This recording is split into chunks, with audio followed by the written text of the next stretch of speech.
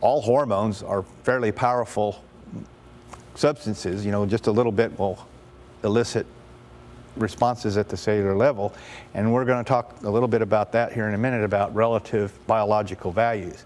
But with all food additives, let's look at the big picture before we drill down into the finer details. With all food additives in any of our food in the United States, any additive, whether it's food coloring or whatever we put into the food supply, implants are like any other food additive. They must be proven safe for animals.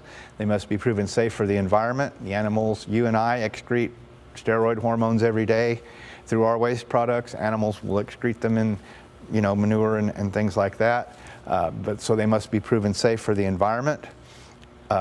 These obviously are not secreted directly as, they're metabolized, but the metabolites is what I'm talking about. And they must be proven safe for people that consume that meat. So throughout their history of use, these products have had no documented negative effects on human health. The FDA, as with all food additives, the Food and Drug Administration establishes safe limits for hormones in meat. Again, this is based on extensive scientific study and review of those studies. And again, I would just remind everybody that hormone-free foods do not exist. All plants, all animals use hormones for growth. Basically, hormones are how different cells in the body communicate with each other. It's called the endocrine system. So let's look a little bit about, what the biological relevance of some of these things are. You can see in this slide, this is just a reference point. We talked about hormones occurring in all plant and animal tissues. You and I have all of these hormones circulating through our bodies.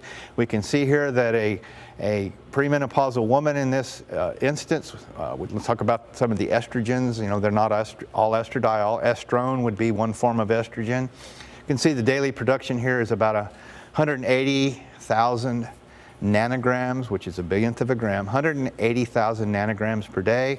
Estradiol, 170,000, you can read across there. Even women, testosterone, for example, is considered to be like a male hormone, but we all produce all of these, okay? So women would produce somewhere around 100,000 nanograms of testosterone a day.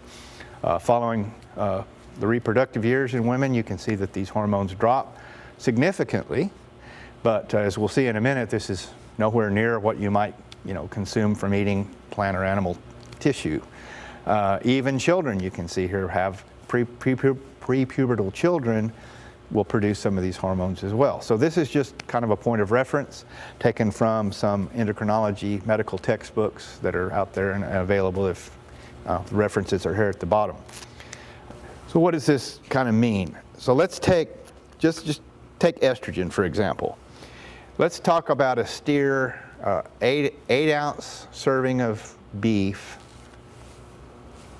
8.8 ounce serving of beef from a steer that received no implants.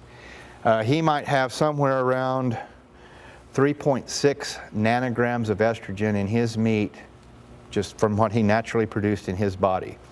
If we compared him to a steer that had received a growth implant, let's look at estrogen here for a moment, he might have 4.25 nanograms of estrogen. Well, so he's got more estrogen. I mean, we can see that in the numbers. But is that biologically significant? I would suggest, if you look down the page here, let's take a heifer, the same amount of meat from a heifer that was just maybe pregnant at about 4 months of gestation. She would have about 122 nanograms of estrogen cycling naturally in that meat.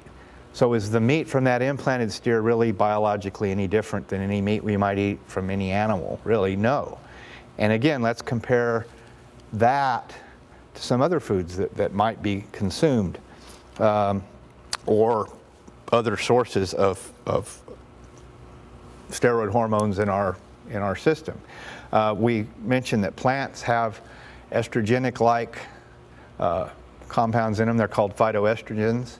We'll talk a little about this in a minute, but just for reference, flaxseed oil, which is one of the highest occurring plants for phytoestrogen, will have about 163 million nanograms of estrogen. Soybeans, about 4.7 million. You can read down through there. Almonds, 48,000 nanograms. even things like broccoli, maybe 18,000 nanograms of estrogen. So relative, again, to meat, this is a fairly large difference. Even oral contraceptive pills, women take those regularly. We can see right there, the amount of estrogen and progesterone in those, and they consume about a 21-day regimen of those, followed by about 7 days of placebo. But that's just, again, a point of reference for what implants actually do, or the amount that might actually be present versus other sources in the environment.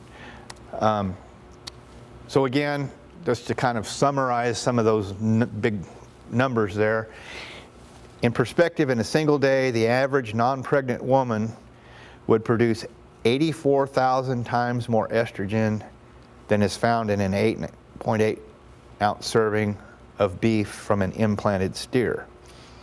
A prepubertal child would produce 11,000 times more estrogen than that which would be found in an 8.8 ounce serving of beef. So really, biologically, the amount that you get from food is inconsequential to what you and I produce every day in our bodies. Phytoestrogens are found in plants. In general, a lot of these phytoestrogens, and there are many forms, are less biologically active in humans.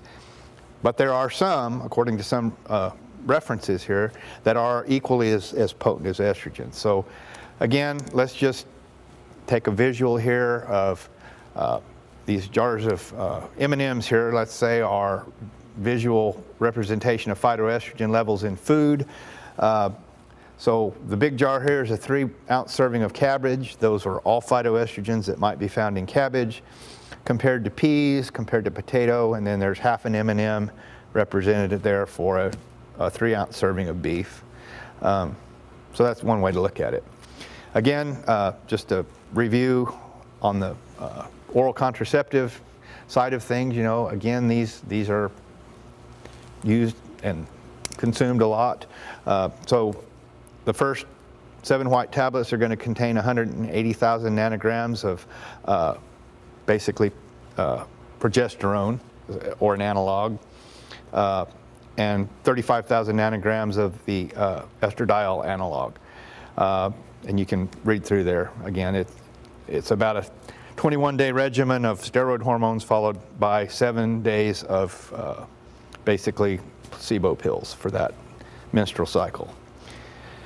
To put those numbers again in kind of perspective, estrogen consumption from oral contraceptives, one birth control pill contains the same amount of estrogen as 2,000 to 5,000 pounds of beef consumed a day from an implanted steer.